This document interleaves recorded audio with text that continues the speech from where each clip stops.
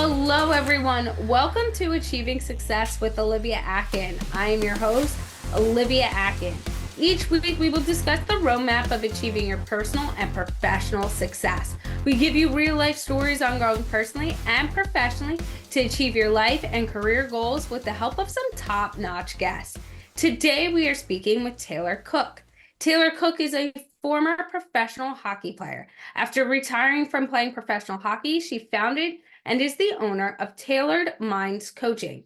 Tailored Minds Coaching provides mental performance coaching specifically for athletes and sports coaches to empower them to maximize their performance and potential through the use of psychological tools and strategies designed to enhance mental strength, resilience, and overall performance. Taylor is also the host of the podcast, The Athletic Mind. She provides invaluable insights and resources for enhancing mental health, mindset, and performance, making it an essential listening for those striving to excel in sports and life. You can find Taylor on LinkedIn by searching Taylor Cook or by going to her website, tailored-minds.com. Hello, Taylor. It's fantastic having you on the show today. Hey, Olivia. Thanks so much for inviting me to be here. It's a pleasure. I'm excited. So to start off the show, can you tell me what success means and looks like to Taylor Cook? That's such an overarching question. And I think for me personally, it's been something that the answer changes as I'm evolving through the different phases in my life. So if you were to ask me that while I was still playing hockey, of course, it was wanting to be the very best athlete that I could be, showing up for my team and being able to make an impact.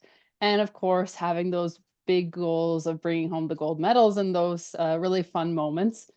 But now that I'm retired from the sport and am kind of stepping into an entire new venture as an entrepreneur and owning a business, for me right now, success is really just about being able to make a positive impact, both on the athletes and the coaches that I'm working with, but also in the women's sports industry as a whole as well. And I love that because it really demonstrates how we can all change and how success can change as we grow, how we dive into potentially the different fields at the same time as well.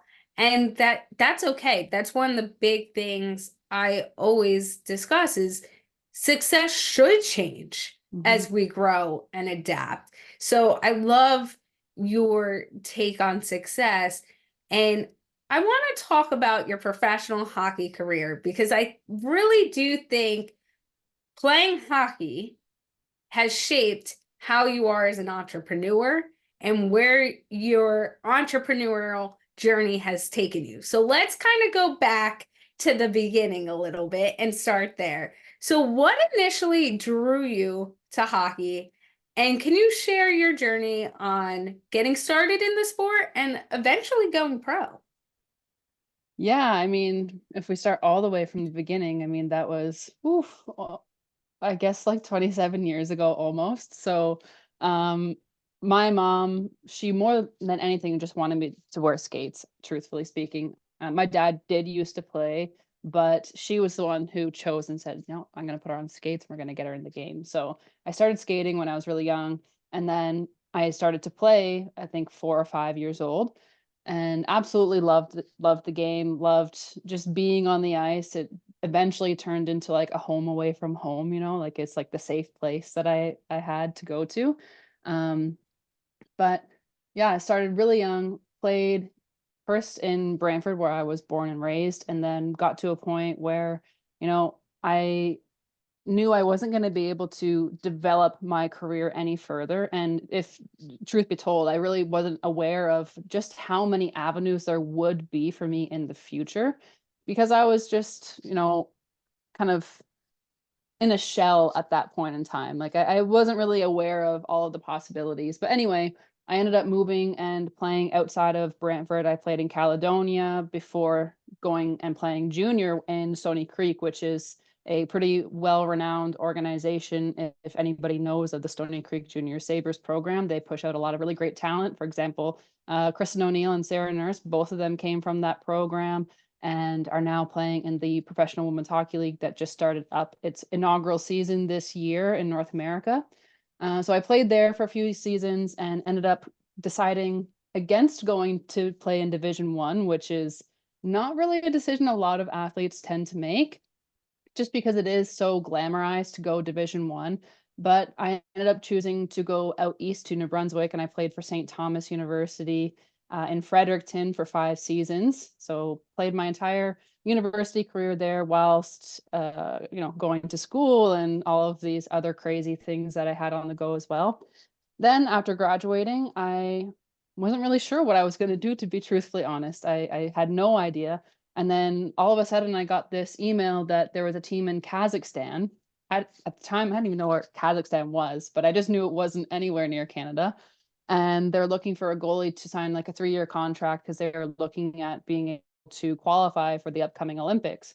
And so, this is what I thought I was going to be doing for the next 3 years. And then 2 weeks before I was able to make that transition, they actually pulled the contract and gave it to somebody else. So that was like a very heartbreaking moment in my life, because that's been one of my goals from day one, is to be able to play at the Olympic stage. And that dream had kind of been placed in front of me again, and to have it ripped away was definitely difficult to cope with. But at this point, I was kind of saying everything happens for a reason, so something better is going to come along.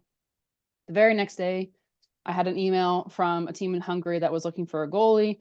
And even though I didn't end up playing there, I actually moved there to Hungary for 3 months, and I was coaching a U25 team. It's eventually what led me to the next place, which is where I went, which is in Norway. So mid-season, while coaching, there was some financial difficulties with that team. And I also realized coaching might not be where I need to be right now. I miss playing the game. I love it so much. And then this amazing opportunity came up in Norway. They were looking for a goalie for their professional league there in Oslo. And so, yeah, I ended up moving to Oslo just before the whole pandemic happened, which was a really amazing experience to live in such a beautiful place.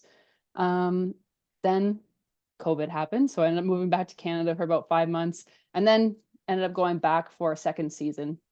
And I actually ended up meeting my partner there, who was a professional coach in hockey as well. So at the end of my next season, I dislocated my knee and needed to take an MCL reconstructive surgery, which as a goalie is not a fun one to have, and required about 7 or 8 months of rehab. So in this period of time, he received a contract from a top team in men's league in Germany. So we ended up moving to Germany together. I took a year off and was just kind of rehabbing my leg. And then I ended up playing in Kazakhstan for my final season before retiring. So yeah, I retired in January 2023 and decided to go full tilt into the coaching world. And here we are now. You brought up so many different aspects of how not only can what we think our journey can look like can change, but even when it could be right in front of you and you go, I've made it, I got it. Other things can happen outside of your control, which forces you to pivot.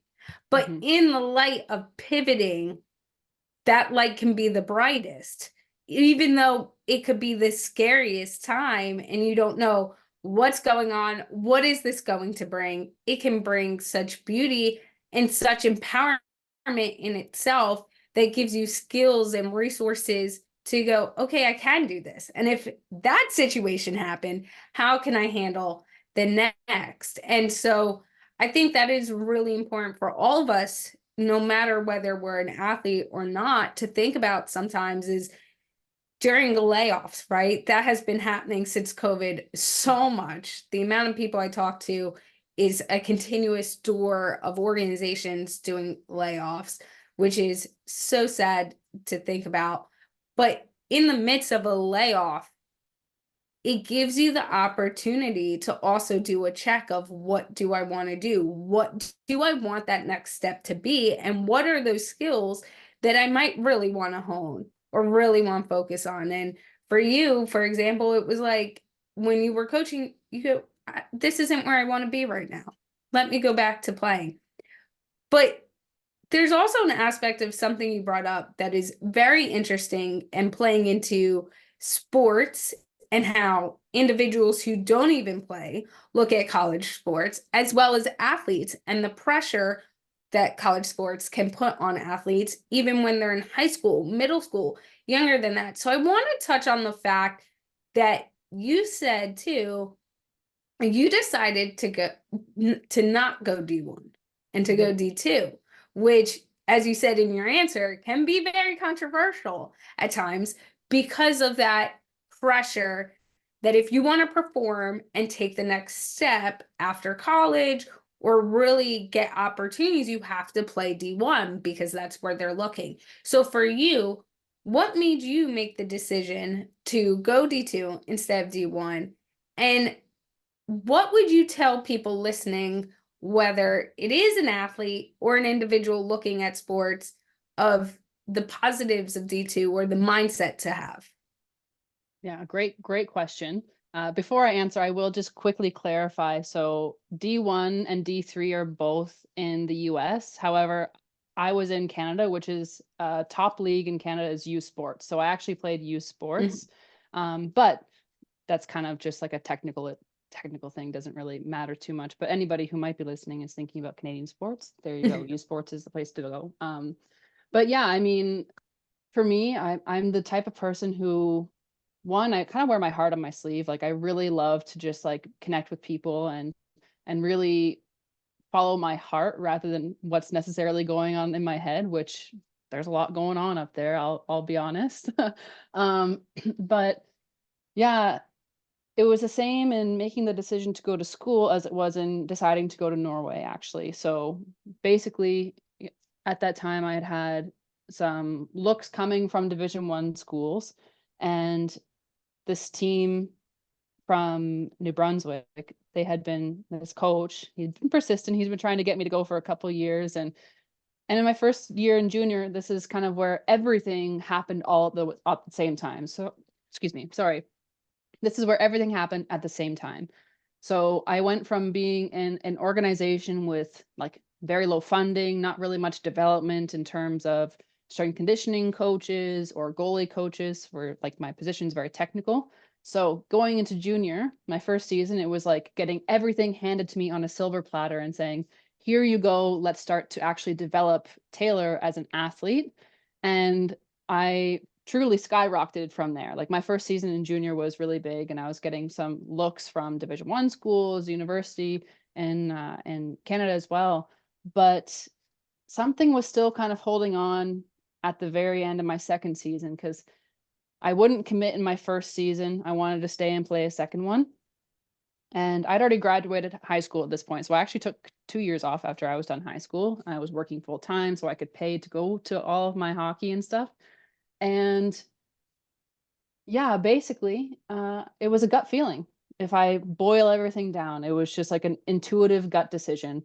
And for whatever reason, the Division 1 schools that were contacting me, I just wasn't really sold on. And there was a few where I was, kind of setting up some of those official visits to go down and see the school, and things fell through. And so I just decided, like, this person has been here 2 full years trying to get me to come here, and maybe it's time to actually pay a visit to this place. And so me and one of my teammates who he was also recruiting ended up going to New Brunswick, to Fredericton, and almost immediately it just felt like the place that I needed to be. I wish I could describe it better than that, but like in my gut, I just knew that this is where I needed to be. So that's really how that whole decision came to be.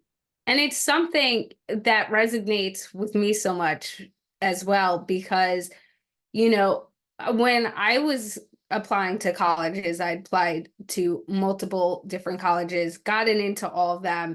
And I was actually deciding between LaSalle University in Pennsylvania and Quinnipiac University.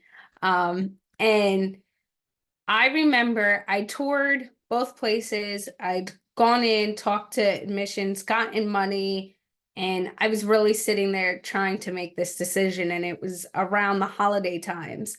and we're at my grandmother's house, and I'm talking with the family about what is my decision going to be and this and that. And it might have even been around Thanksgiving because I already knew at that time. And she looked at me, my grandmother looked at me, and she goes, Olivia, think for a moment. Don't answer me. Think for a moment. If you go to LaSalle in 10 years from now, if life does not work out the way you think today it's going to work out, career-wise, whatever, are you going to look back and go, why did I go to LaSalle? Mhm. Was there that better option?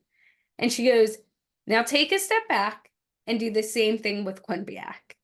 Are you going to sit, no matter where life brings you, are you going to say, why did I choose Quinnipiac? There was other options. And that's what solidified me going to Quinnipiac, is I said, no matter what happens, no matter my college experience, I will be happy at Quinnipiac. I said, but the unknown of LaSalle, I'm not secure in that. And sometimes it is that gut feeling of, yes, school might offer you more money or might offer other avenues to explore what you want to do professionally or organizations. But in all reality, it's what can you make out of the experience of where you are, right? So you can be, and I've seen it being at Quinnipiac, and we're talking about hockey now, right? I've seen athletes who had to transition from D1 to a D2 or a D3, and not necessarily at Quinnipiac, and sometimes it's other universities where they went to that D1 school because it's D1. They had all the shiny bright lights, right? All these wonderful things, but you're not a top player when you get at that level. And so now, yeah, you're on the team, but you're riding the bench. Whereas you could become the star, and a program can be oriented towards what you're really good at and be on the ice, be on the field at a D2, at a D3, and then end up being drafted or going pro or all these other opportunities. And even not from an athlete point of view, I've had conversation with people who's transferred universities. And there was one girl I knew who was my G little in my sorority who got into Quinnipiac, transferred or got into another school and got into Quinnipiac, transferred out her first week and came to Quinnipiac. And after a year, transferred back to the school she was originally in. And she was loving life. It was the best experience to her. And I said, one day we had a heart-to-heart conversation, and I said to her, why did you come to Quinnipiac? Because you're right back where you were. And she goes, I thought the grass would be greener on the other side. That's where the school I'm at is where my gut was telling me. But I thought of different opportunities. The school would be better for me. But in reality, I didn't feel I was a fit for the school. So I wasn't taking those opportunities when they came. So sometimes it's what you make of the experience, but also realizing that just follow your gut. And so that is kind of my long-winded story to what you mentioned, Taylor. And Oh, I love that you said that though, honestly, especially like about if you're getting offered more money in one place. And so like that's for a lot of athletes specifically, and even people in professional world as well, they go where the money is because that's security for a lot of people. But I think back to, I think it was maybe last year, I was working with a girl who was playing on a national team in China, and she was also playing for a professional league over there as well. And the money there, compared to what was being offered at the time here in North America, was like night and day. And so she was coming to me saying that she was really conflicted about what to do because the culture where she was so poor that she didn't want to be there anymore. She wasn't enjoying it. She wasn't performing well. But she was a little bit concerned about what's going to happen if I go to North America and the financial situation isn't where it is now. And so you're taking a pay cut. And it came back to like, you have to put the money aside for a second and think about where you're going to be happiest. Because at the end of the day, that's what matters most is how happy you are within that experience. Because what's the sense in going and playing for a team where you know you're going to be unhappy? Sure, you're making lots of money, but money doesn't equal happiness, right? So I love that you kind of brought that up there. And the other aspect of it, and you're totally right, money does not equal happiness. And I've had many discussions with athletes or even individuals who pick a career thinking that the money's going to come in right after graduation, right? Or right after they start their career, and it's really not that journey. And they go, wait, but I thought I was going to make this money. And that's part of the reason I chose to go down this avenue. And it ends up biting you a little bit because it goes, you have to put the work in too. No matter what you're doing in life, you have to put the work in. You're only going to get out of something what you put into it. So you can be super successful, but if you don't spend the hours in the gym working out, right? You're not going to get the outcomes. You know, I remember, we're going to switch this to football for a little bit.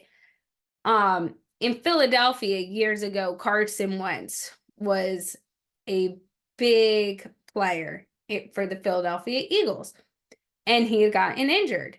And slowly, as he was recovering, he stopped going to the facilities as much to train. And then his wife got pregnant, or he got married, his wife got pregnant, and everyone kept saying, you know, behind the scenes, Carson's not going, he's not training. He would spend extra hours prior to all this happening. Now, the second the day's over, because we have, you know, we're having this win streak that we're having, he's checking out. He has other things going on. And then when he didn't perform at that level, everyone was like, well, why isn't he performing?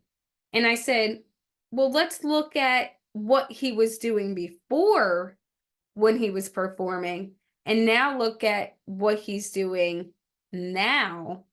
And you're going to see the difference. Well, that difference, you're going to get a different outcome as well. You know, Taylor, as you transitioned out of your professional athletic career, right? And you've made that transition and starting Tailored Mind Coaching. What was that entrepreneurial journey like for you? And what was the decision to start your own business? Great question. Actually started when I was in university, truthfully. So basically, when I was in school, I was doing double major at the time. And on top of this, I was not only a full-time athlete, full-time student, but I was also in a part-time job and also was the president of our athlete student council. And I really wanted to make an impact in the community in Fredericton. So I was kind of organizing a lot of community events and kind of drives to give back to the community there because I loved it so much. But kind of through that journey, I experienced some mental health problems. You can imagine being full-time student, full-time athlete, doing all of these things on top of being expected to perform at these high levels all the time, no matter what. I actually developed some anxiety and a little bit of depression. I lost a lot of weight and just was generally not in a very healthy state. And one day, one of my friends said to me, like, well, why don't you put a blog together for mental health for athletes? And I thought, well, that's a pretty good idea. Sure. And so, yeah, I started that when I was in university. I'm not doing the blogging aspect of it anymore, but it's developed from that.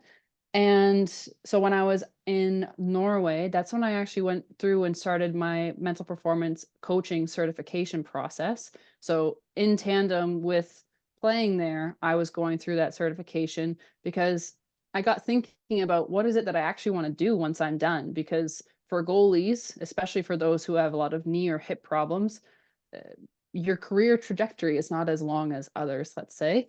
And I wasn't sure, what was going to happen in terms of being able to play at a professional level and actually make a full-time living and not have to have a job outside of that sport.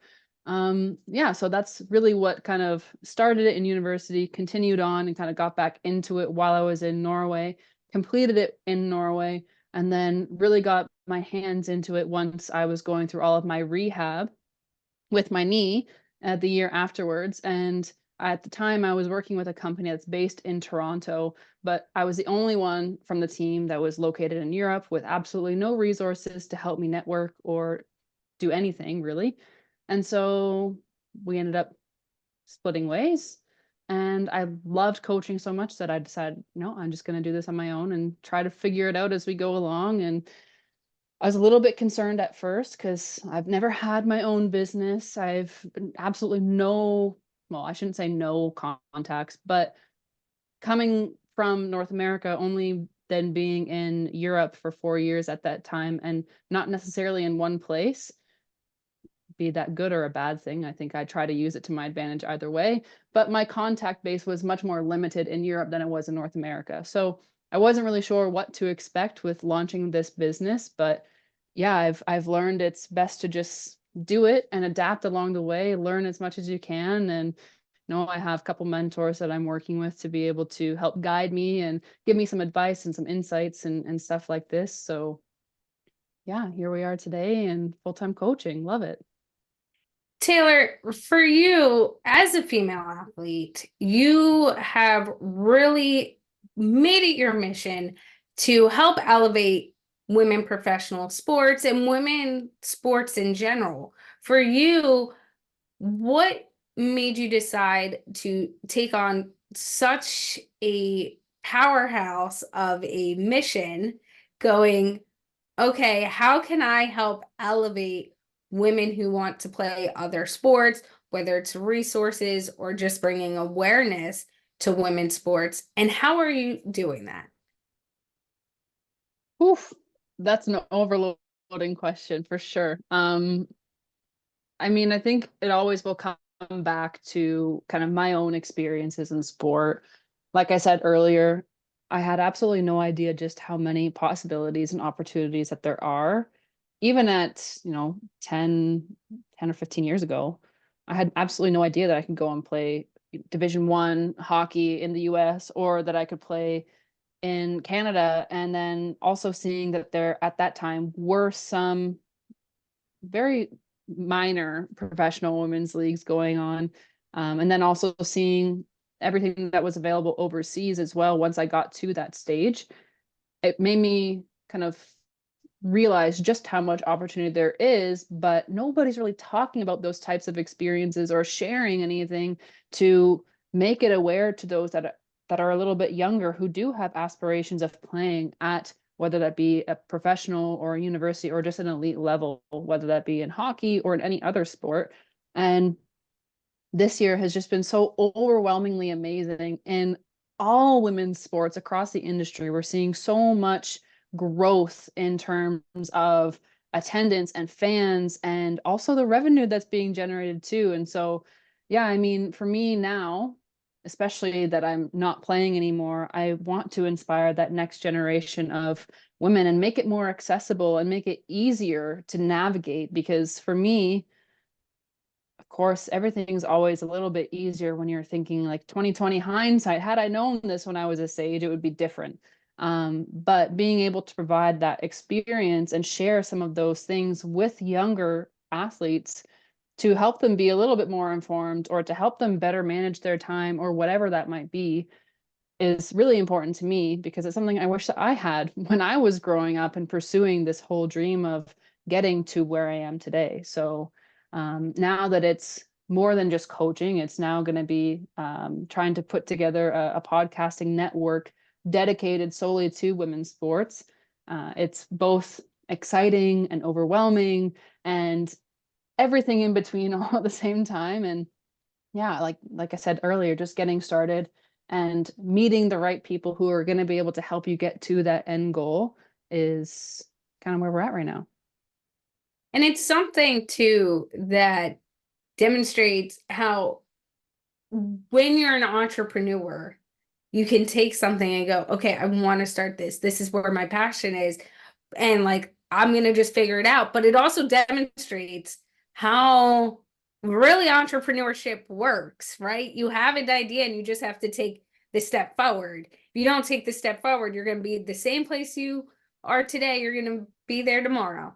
Mhm. And so unless you start moving and, talking to people and learning about different things, you can't really take that step forward, or you're going to hold yourself back. And it's like, you just have to have the leap of faith sometimes. And I think, as a former female athlete myself who played a while ago, because I was a swimmer almost 20 years ago now was the last time I swam competitively, professionally, whatever you might want to call it, because I was training for the Junior Olympics when I had to stop.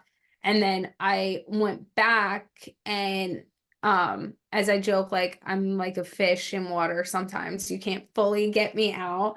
Um I went back and dove in my high school career and coached diving and set a state record, and there were a lot of conversations I had with individuals of like how there can be similarities within sports, even when you don't realize it, or similarities when you're progressing out of a sport that can go into another sport or into another chapter of your life. That is really true. When you're an entrepreneur, you have that problem solving. You have to be able to think on your feet. You have to, be able to take this next steps, only having the training that you have, which is in sports when you compete, like you could only perform at your best based on what you've been doing in practice. And so for me, it is really, I love what you're doing, because it is important to have conversations with female athletes going, oh, have you thought about this? This is what you can be doing. Did you ask this question? And really going, women can perform at a higher level sometimes than men. And I hate to put it that way, right? I have a lot of men professional athletes who are my best friend, and we joke, but I'll go back to Olympic hockey. Some of the best hockey players and nicest that I have worked with were the female hockey players at Quinnipiac. And Mhm. they were the ones getting the least amount of recognition. And I was like, these are athletes, mind you, these were college athletes. They went to get their education in D1 hockey program, who had already been on the Olympic screen, playing in their sport. The staff were of the team. A lot of them coached Olympic teams or professional teams. And some of them were at that point where they were going professionally. And I'm like, you're outperforming, but it's a conversation we aren't having because women's sports just isn't getting that momentum. So I really love what you're doing. And I think, starting a podcast network that focuses on women, but women's sports in particularly, will really give everyone access to learning tools and resources and having conversations about experiences. So what are you most excited for throughout this journey? Oh, there's so much to be excited about. There's so much happening in the women's sports landscape altogether. But I think the biggest thing, and you actually kind of alluded to it a little bit with your what you're talking about in Quinnipiac, with the nicest and some of the most skilled athletes coming from the women's program, is the like core fundamental foundation of women's sports, in my opinion, and from what I'm seeing in the whole landscape itself, is community is so important, and it matters so much. So when it comes to this podcast network, I don't want it just to be like your standard network where, yeah, okay, you can go and listen to some really great athletes. I want it to be where you're going to be able to interact with these athletes, not just by listening to what they're saying in these different podcasts, which of course is very important. I'm super excited about that as well. Being able to share those stories and empower those voices is also an important piece to that puzzle.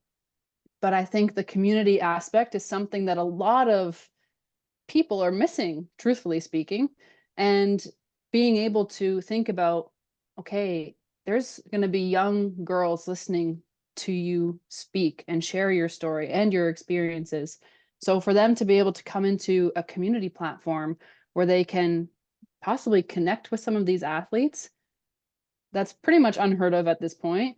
And we also see this in the social media landscape when you're looking at women's versus men's sports, is the women's side is far more active and engaged with the fans that they do have from social media. And you see that especially in like the PWHL, I'll use as an example, right? Like it's much more accessible than if you're looking at players from the NHL.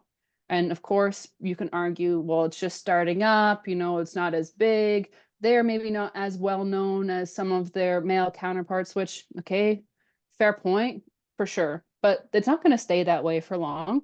And there are some women in the game who are far more well known than a lot of their male counterparts as well. So it's a very interesting dynamic to look at. But ultimately, the community and storytelling are going to be two of the major things that I'm really excited about. And I'm really excited to watch you on this journey, to watch the network on this journey, because it really is something that we all want, right? Community is something we all want. We want to feel connected to something. So whether it's an athlete or hearing their story or being able to ask questions, I think will not only give you access from, let's say, standpoint, a fan point of view. You can really connect with the pro athlete you love or you've followed for so long on a different level than just watching them on TV. But it's also that mentorship piece. You will be able to really get tools and resources and insight into things that aren't normal conversation today within the sport. But it's also, I feel, from what you're doing, going to bridge the gap and kind of close that gap at least just a little bit on what women's sports are, misconceptions within the sports, the reality of things mixing with the guidance that so many people don't have at a time too, that we are seeing a whole new height of people embracing female sports and female athletes and really wanting to see it because so many people before them, like yourself, took the time, took the energy, and really built out their careers, built out a league in a way that really does pay it forward. Absolutely. I couldn't agree more. And I'm just honestly very excited at the prospects of what could potentially become of the network moving forward, and being able to not only connect with the athletes along the way, but I think being able to shed light on some of the coaches too. Like we have a lot of women in coaching as well, whether that be in men's or in women's sports. I think it's really great to be able to share their stories as well. And again, just fostering that community. And I like that you bring up the mentorship process. So that actually kind of sparks some different brain waves here. So thank you very much for bringing that up. But yeah, I'm really excited. Well, Taylor, how can people get in touch with you if they want to connect with you? Yes, I'm most active, truthfully, on LinkedIn. So you can reach me on LinkedIn, but you can also follow me on, what is it, Twitter or X, Instagram, TikTok. You can just search at Taylor B Cook _ on any of those platforms. You'll be able to find me, or you can also connect via the website www.taylor-minds.com. Well, thank you, Taylor, for all of your insight today. Thank you so much for having me. It was really fun to be here. And a few of our key takeaways from today's conversation is sometimes you are going to have to pivot, but in those moments of pivoting, when you think into that unknown, what could be the next step, you can get a great opportunity. Taylor mentioned that when she was talking about her journey with signing with the team and then losing the contract right before she left to go play for them, and then getting another email that from another team and it opening up this avenue of growth and progression that has led her to where she is today. As well as money does not equal happiness. We talked about this when it came to signing those big contracts or deciding where to go to play, or even taking it to the next level on where you want to go to college, where might you want to move.